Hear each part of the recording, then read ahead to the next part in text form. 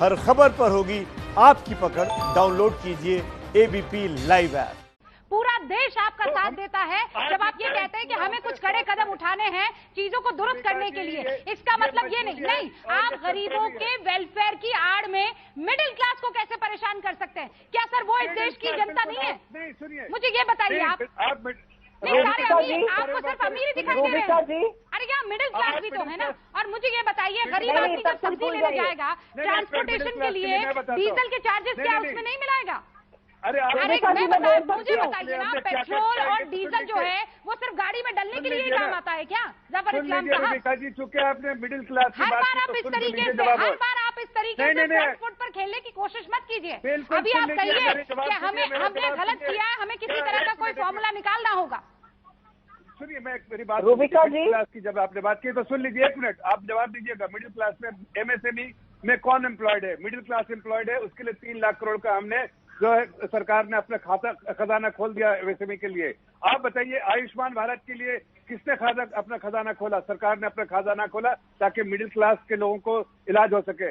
आप बताइए, जो हमने पिछले 5 साल में जो टैक्स की रियायत दी कि इफेक्टिव टैक्स रेट तो मिडिल क्लास का 20 लाख रुपए तो इफेक्टिव टैक्स 12% है। ये किसके लिए किया हमने? आप एक हाथ दीजिए और इस हाथ ले लीजिए, यही काम कर रहे हैं ना आप? मुझे और कुछ नहीं जानना है। मुझे ये बताइए कि आप लगातार पेट्रोल और डीजल की कीमतें क्यों बढ़ा रहे हैं? पीरियड। मैं ये जानना चाहता हूँ। मैं बताता हूँ। 20 दिनों से लगातार पेट्रोल और डीजलों की कीमत आप लोग क्यों बाहर निकलते थे? मुझे ये बताइए जफर इस्लाम साहब, रुकिए। तो फिर यूपीए की सरकार में जब पेट्रोल और डीजल के दाम बढ़ते थे तो आप लोग सड़कों पर क्यों निकलते थे? मुझे ये बताइए, क्या जरूरत थी फिर सड़कों पर निकलने की? हाँ, तो जवाब राजकीय कोष ही बढ़ना था। अरे सुन तो लीजिए, आपने सवाल उठाया, उतारू थे आप लोग। आपने सवाल उठाया, जवाब ले लीजिए। आज आप महंगाई के बारे में बात कर रहे हैं। पिछले 5 साल 6 साल से हमारी सरकार है। आप बताइए कहाँ महंगाई दर कहाँ पर है? डबल डिजिट इन्फ्लेशन था इनके समय में। 10 साल का इफेक्टिव रेट निकालिए। जी समझती है, वो इकोनॉमी समझती है। 8.9% अनुराग भदौरिया का महंगाई दर है। अनुराग भदौरिया, मिडिल क्लास का हमने पूरा ख्याल रखा, उनके पेट पे अनुराग भदौरिया का पूरा ध्यान रखा, गरीबों को कोई तकलीफ न हो। सर आपने मिडिल क्लास का कैसे ख्याल रखा? आपने बता दीजिए, पेट्रोल और डीजलों की कीमतें बढ़ाकर। अच्छा रूबिका जी, मुझे बोलने दीजिए, छोड़िए ना, वो बोलते रहेंगे, उनको तो बोलना ही है बकर बकर, क्या मतलब उनके कुछ सुने।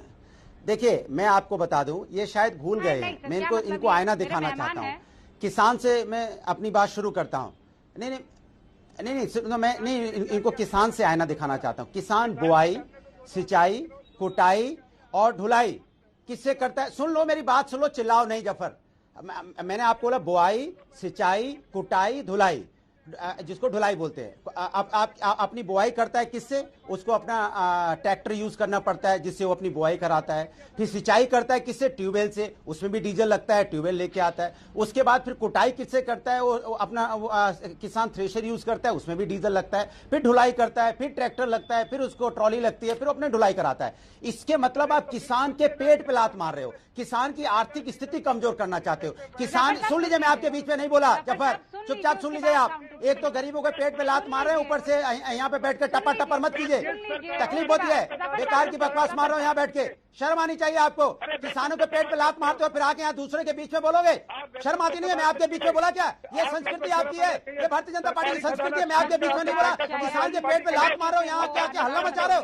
मिडिल क्लास के पेट पे लात मार रहे हो आप, उनको बेरोजगार कर दिया आपने। नोटबंदी करके लोगों को बेरोजगार किया आपने लॉकडाउन करके लोगों को बेरोजगार किया, लोगों को परेशान करके आपने श्रमिक बेचारा हजारों श्रमिक विरोधी हो। दोनों रुक जाइए, जब जनता की बात होगी तब आप दोनों ऐसे भिड़कर टाइम जाया करेंगे और आपको लगता है मैं होने दूंगी। दोनों की आवाज बताओ, दोनों की आवाज डाउन, दोनों की आवाज डाउन, दोनों की आवाज।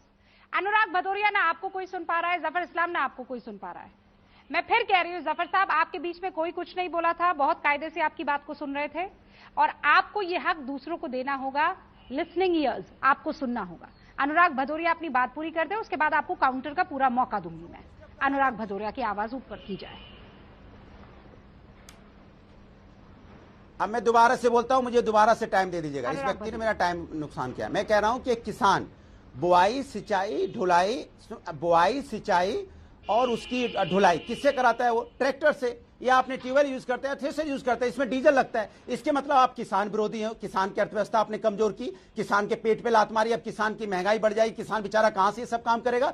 दूसरी बात, आपने जब किसान के ऊपर, किसान के पेट पे लात मारी, इसलिए ये सरकार किसान विरोधी है। दूसरा, आपने श्रमिकों को जिस तरह से पैदल श्रमिक गए हजारों किलोमीटर तक, इसके मतलब 19,000 ट्रेनें खड़ी रही, आप श्रमिक विरोधी हो। फिर आपने युवाओं को बेरोजगार किया, नोटबंदी से बेरोजगार किया, लॉकडाउन के थ्रू आपने बेरोजगार किया, आप युवा विरोधी हो। उसके बाद मध्य वर्ग में, जो मध्य वर्ग है वो स्कूटर यूज करता है, मोटरसाइकिल यूज करता है, छोटी कार यूज करता है अपने ऑफिस जाने के लिए, रोजमर्रा की चीजें खरीदने के लिए, आपने उसको भी महंगा कर दिया, पेट्रोल भी। इसके मतलब आप मध्य वर्ग भी विरोधी हो। तो आप किसके साथ खड़े हो देश के? आप खड़े हो कुछ अमीरों के साथ। ये बताइए खुल के, अगर हिम्मत नहीं होती, झिझक आती है तो मैं बोलता हूं अमीरों के साथ खड़े हो। ना आप गरीब के साथ खड़े हो, ना आप श्रमिक के साथ खड़े हो, ना मध्य वर्ग के साथ खड़े हो, ना आप युवा के साथ खड़े हो, आप अमीरों के साथ खड़े हो। और अच्छी बात है, आप साइकिल पे चलना चाहते हो तो आपको हमारी तरफ से बधाई, समाजवादी साइकिल है, चलिए उस पे। और आप कहते थे महंगाई डाइन कह रहे थे, ये महंगाई डाइन की अम्मा खाए जाते हैं। ये जो महंगाई की डाइन अम्मा आई है, इन्होंने ऐसी महंगाई बढ़ाई है 20 दिनों में लगातार, पेट्रोल डीजल की कीमत और डीजल पेट्रोल से ज्यादा हो जाए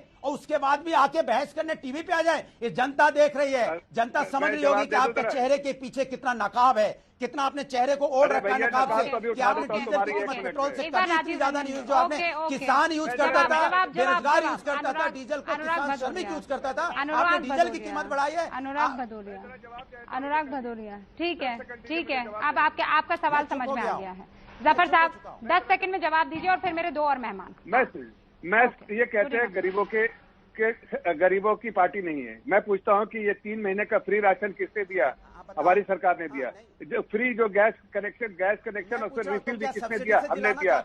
हमने बताया, हमने 2-2 हजार रुपए किसानों के अकाउंट में डाला। अब किसने दिया? हमने किसान को रोजगार देना चाहते हो, पीएम अभी बीच में मत बोलिए, समाजवादी लुटेरे लोग हैं आप लोगों ने सरकारी खजाना लूटा उत्तर प्रदेश में, सबको मालूम है। जब मुलायम सिंह यादव से लेकर पूरा परिवार आप लोगों ने धन लूटा है, किसी समाज के लिए चिंता नहीं की है। इसलिए आप लोग का मुंह है नहीं बोलने के लिए। 10 सेकंड बोला था मैंने, 10 सेकंड दे दिया। अनुराग भदौरिया, आपने अपनी जुबान नहीं रखी, आपने अपनी जुबान नहीं रखी, नहीं आपने अपनी जुबान नहीं रखी। आपको अपने शब्दों का मान रखना चाहिए था। आपने क्या कहा था? मैं चुप हो गया। अनुराग भदौरिया, आपने क्या कहा? आप ऐसे लड़ेंगे तो कोई फायदा। आप सुनिए मेरी बात सुनिए। अनुराग भदौरिया, सुनिए मेरी बात। बहुत शानदार बहस हो सकती है, इसमें एक दूसरे पर चीखने की बिल्कुल भी आवश्यकता नहीं। आप जो बात कह रहे हैं उसमें भी ताकत है और उसका काउंटर करने के लिए हमें थोड़ा वक्त देना होगा। जफर साहब 10 सेकंड, क्योंकि राजीव रंजन जी भी इंतजार कर रहे हैं और बाकी हमारे एक और मेहमान बैठे हुए हैं। जल्दी से अपनी 10 सेकंड में बात कंप्लीट कीजिए। देखिए 81 करोड़ परिवारों को हमने 81 करोड़ लोगों देख लिया, उन्होंने देख लिया है ना। रिफिल किया हमने दिया। 3 महीने का जो है हमने राशन दिया। आप ये बताइए कि हमने फ्री जो है गैस के जो सिलेंडर है फ्री रिफिल किया। हमने किसानों के अकाउंट में 2-2 हजार रुपए डाले। फिर अनुराग जी रुकिए ना, अनुराग जी फिर हमने एक सेकंड, ऐसे नहीं सुनने दीजिए। पीएम कुसुम स्कीम के द्वारा 20 लाख फ्री फार्मर्स को हमने जो है पंप कनेक्शन दिया। हमने बहुत सारे ऐसी स्कीम चलाई। 1,70,000 करोड़ का स्कीम हमने सिर्फ गरीबों और marginalised section of the society के लिए। इसके अलावा मैं बताना है, उसे नहीं छुपा पाएंगे जफर इस्लाम साहब। मत कोशिश कीजिए, आप मुझे मत कोशिश कीजिए ना। आप 2 गिनाइए कि 20 गिनाइए, मुझे बस ये बताइए पेट्रोल की कीमत और डीजल की कीमत की बलि आम जनता क्यों चढ़े? आप देशहित कहते हैं, ये देशहित है क्या? तेल की कीमत बढ़ना महंगाई नहीं है?